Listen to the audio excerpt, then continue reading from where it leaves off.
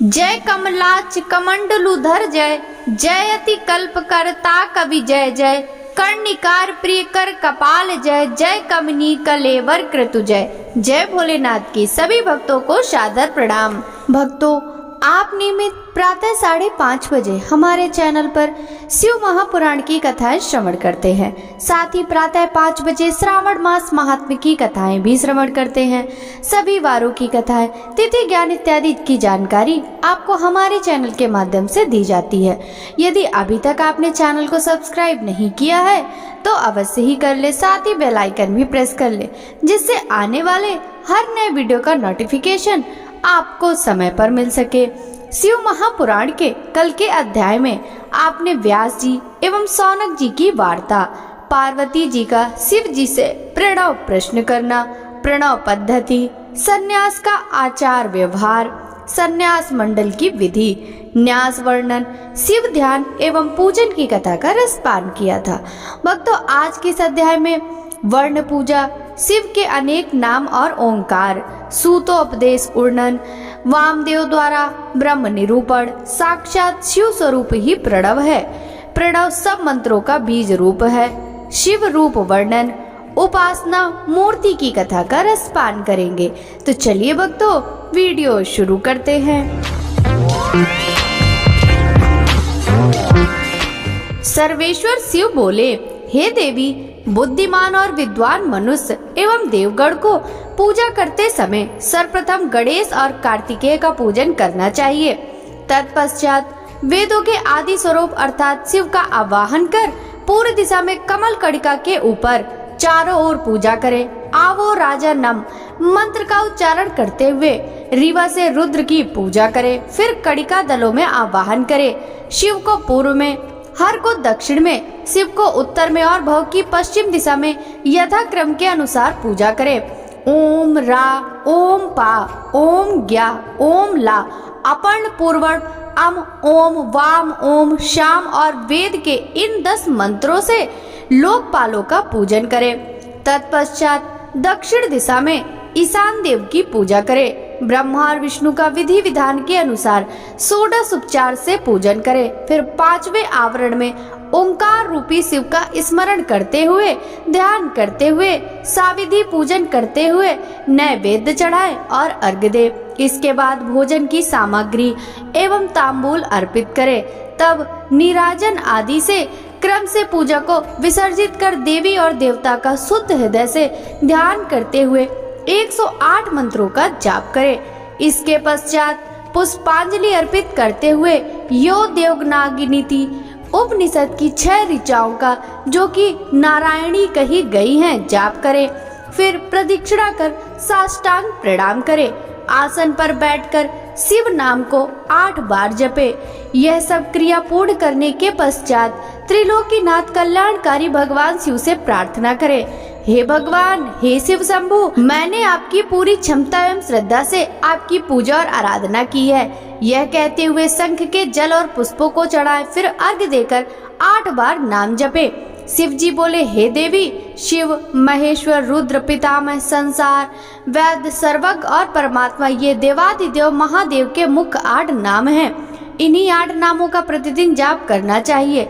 शिव, शंकर और महादेव, ये सभी नाम शिव स्वरूप ही हैं। उपाधि युक्त होने के कारण शिव के अनेक नाम हैं। वे परिशुद्धात्मा हैं। शिव के विशाल और अनगिनत गुणों के कारण ही उन्हें ईश्वर की संज्ञा दी गई है। 23 तत्वों से परे, प्रकृति और प्रकृति से परे 25वां पुरुष है। इसी को वाच्य वाचक के भाव से वेद में ओंकार कहते हैं। वेद में जानने योग्य आत्म स्वरूप वेदांत में प्रतिष्ठित ही परमेश्वर है। पुरुष और प्रकृति इन्हीं के अधीन है। वही अविनाशी माया के स्वामी हैं और त्रिगुण तत्व के रक्षक है। वे शिव ही मोक्ष प्रदान करने वाले और सबके दुखों को दूर करने वाले हैं। इसी कारण उनका नाम रुद्र पड़ा। इस प्रकार शिव जी के मुखार बिंद से वेद भरे अमृतमय स्रोत को सुनकर देवी पार्वती मन में बहुत हर्षित हुई और उन्होंने शिव जी को हाथ जोड़कर बारंबार प्रणाम किया। यह प्रणव अर्थ बहुत गुप्त है और समस्त दुखों का नाश करने वाला है। व्यास जी ने भक्ति भाव से पूरी कथा कही, जिसे सुनकर सभी ऋषिगणों ने उनकी पूजा और बहुत आदर सत्कार किया। तब प्रसन्न हो ऋषियों ने अनेक अनुष्ठान किए। फिर व्यास जी कैलाश पर्वत को चले गए। ऋषिगण अपने आराध्य भगवान शिव का ध्यान करने लगे। यह कथा देवी पार्वती ने स्कंद को, स्कंद ने नंदी को, नंदी ने सनत कुमार जी को और उन्होंने महर्षि वेद व्यास जी को सुनाई। यह कहकर पुराण वेत्ता गुरु सूत जी पुनः तीर्थ यात्रा पर चल पड़े। व्यास जी बोले, ऋषिगण, सूत जी के वहां से चले जाने के पश्चात सभी मुनिगण आपस में बोले कि हमने वामदेव के बारे में तो कुछ भी नहीं पूछा। तब चिंतित मुनि बोले कि अब तो पता नहीं कब उनके दर्शन संभव हो सकेंगे। यही सब सोचते हुए मुनिगण अपनी योग आराधना में लग गए। संवत्सर के पश्चात सूत जी पुनः काशी आए। उन्हें वहां देखकर सभी मुनिगण बहुत प्रसन्न हुए। वे सब सूत जी की आराधना करने लगे। तब प्रसन्न होकर सूत जी बोले, ऋषिगण, आपको प्रणव का उपदेश देकर जब मैं तीर्थ यात्रा पर निकला तो मैं दक्षिण सागर के तट पर देवी शिवा का पूजन किया। इसके पश्चात कालहस्त शैल पर सुवर्ण मुकरा में स्नान किया। फिर मैंने देवादिदेव महादेव जी का स्मरण कर उनका पूजन किया। शिव जी के 5 सिर वाले अद्भुत रूप के दर्शन करने से सारे पाप नष्ट हो जाते हैं। शिव जी का पूजन करने के बाद मैंने दक्षिण भाग में स्थित देवी पार्वती का पूजन किया।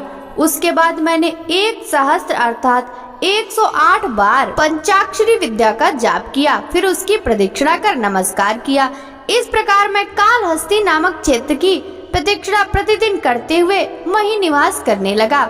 मैं वहां पर 4 महीने रहा। तब मुझ पर महाज्ञानमयी प्रसून कालिका की कृपा दृष्टि हुई और उनका प्रसाद मुझे प्राप्त हुआ। तत्पश्चात देवादिदेव शिव शिवा को प्रणाम कर उनकी 12 बार प्रदक्षिणा करके मैं यहाँ आया हूँ। हे ऋषिगण, आप मुझे बताइए कि अब मैं आपके लिए क्या करूँ। ऋषि बोले, महाभाग सूत जी, हम सभी वामदेव के बारे में जानना चाहते हैं। कृपा कर हमें उनके बारे में बताइए। तब ऋषिगणों की जिज्ञासा शांत करने हेतु सूत जी बोले, हे मुनि श्रेष्ठों, पहले मनवंतर में वामदेव नामक एक महामुनि हुए। वामदेव को गर्भ से उत्पन्न होने से पूर्व ही शिव ज्ञान प्राप्त था। वे सबके जन्म कर्म को जानने वाले थे। वामदेव मुनि सदा अपने शरीर पर भस्म लगाकर और सिर पर जटा धारण किए रहते थे। वे शांत और अहंकार रहित थे और सदा योग, ध्यान और ब्रह्म में लीन रहते थे।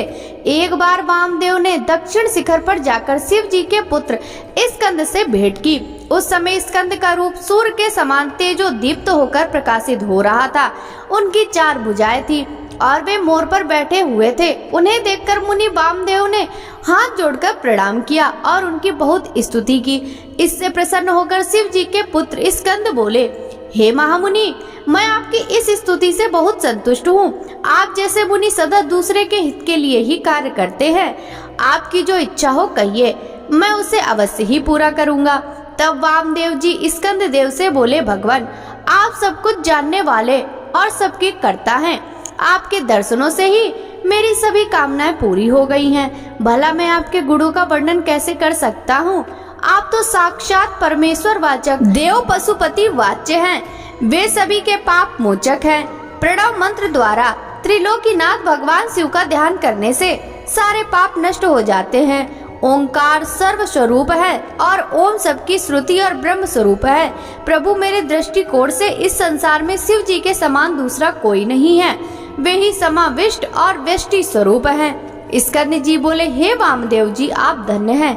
आप परम शिव भक्त और शिव तत्व ज्ञान जानने वालों में श्रेष्ठ हैं। इस संसार में जीव माया से मोहित होकर परमेश्वर के स्वरूप को नहीं समझ पाते। प्रणव महेश्वर का ही रूप है जिसे साधारण जीव नहीं समझ पाते। देवादिदेव भगवान शिव ही सगुण, निर्गुण और ब्रह्म नामक त्रिगुणों के स्वामी हैं। साक्षात शिव स्वरूप ही प्रणव का अर्थ है। वे ही इस संसार की उत्पत्ति का कारण है। शिव जी ने ही ब्रह्मा, रुद्र, इंद्र, आकाश, पाताल, जीव सभी का निर्माण किया है। सूर्य और चंद्रमा शिव जी के प्रकाश से ही प्रकाशित होते हैं। इस संसार में दिखाई देने वाला सारा ऐश्वर्य शिव जी का ही है। वे सर्वेश्वर ही निर्गुण, सगुण, निष्फल हैं। वे ही स्थूल और सूक्ष्म रूप होकर संसार के कार्यों को आगे बढ़ाते हैं। वे ही शिव, देवादिदेव, संतान, निष्फल और ज्ञान क्रिया के परमात्मा हैं। देव पंचक और पंचक कला भी उनकी बनाई हुई है। परमात्मा शिव का मन शीतल और स्फटिक मणि के समान निर्मल है। भगवान शिव के 5 मुख, 10 भुजा और 15 नेत्र हैं। जो स्मन देव मुकुट धारण किए अवघर हृदय वामदेव गु और प्रदेशवान है, वे परमेश्वर शिव ही सद्पाद, तन मूर्ति, साक्षात, संपूर्ण, निष्फल और मूर्ति नामक 6 प्रकार का स्वरूप धारण करने वाले हैं। वे ही उपन्यास मार्ग पर चलने वाले, समष्टि और व्यष्टि भाव वाले हैं। इस संसार में विख्यात 3 वर्णों को वेदाचारी कहा गया है। शूद्रों को वेद पढ़ने और जानने का अधिकार नहीं है। अन्य वर्णों को श्रुति, स्मृति और धर्म का ही अनुष्ठान करना चाहिए। इससे ही इंद्र सिद्धि प्राप्त होती है। भगवान शिव की आज्ञा के अनुसार वेद मार्ग का अनुसरण करना चाहिए। श्रुति स्मृति में वर्णित धर्म और आचारों के अनुसार ही आचरण एवं पूजा करें। स्कंद जी बोले, हे वामदेव जी, प्रातः काल स्नान से निवृत्त होने के पश्चात गंध, पुष्प और अक्षत आदि पूजा की सामग्रियों से भगवान शिव और श्री गणेश का विधि पूर्वक पूजन और ध्यान करें। पूर्णाहुति देकर हवन करें और गायत्री मंत्र का जाप करें। इसी प्रकार सायंकाल में संध्या करें। सद्दो जात के 5 मंत्रों से हवन करें। मन में भगवान शिव का देवी पार्वती सहित ध्यान करते हुए गायत्री मंत्र का उच्चारण करते हुए आहुति दें। भूर्भुवः शुभ रोत्र कहते हुए त्रिलोकीनाथ कल्याणकारी भगवान शिव के अर्धनारीश्वर स्वरूप का ध्यान करें। देवादिदेव महादेव जी के 5 मुख, 10 भुजाएं, 15 नेत्र और उज्जवल मनोहारी स्वरूप है। उनकी पत्नी देवी पार्वती जगत माता, त्रिलोक को उत्पन्न करने वाली और निर्गुणमयी है। ऐसा मन में विचार करते हुए ज्ञानी पुरुष गायत्री मंत्र का जाप करें। पार्वती जी ही आदि देवी, त्रिपदा, ब्राह्मणत्व, दात्री और अजा हैं। वे व्याहृतियों से उत्पन्न हैं और उसी में लीन हो जाती हैं।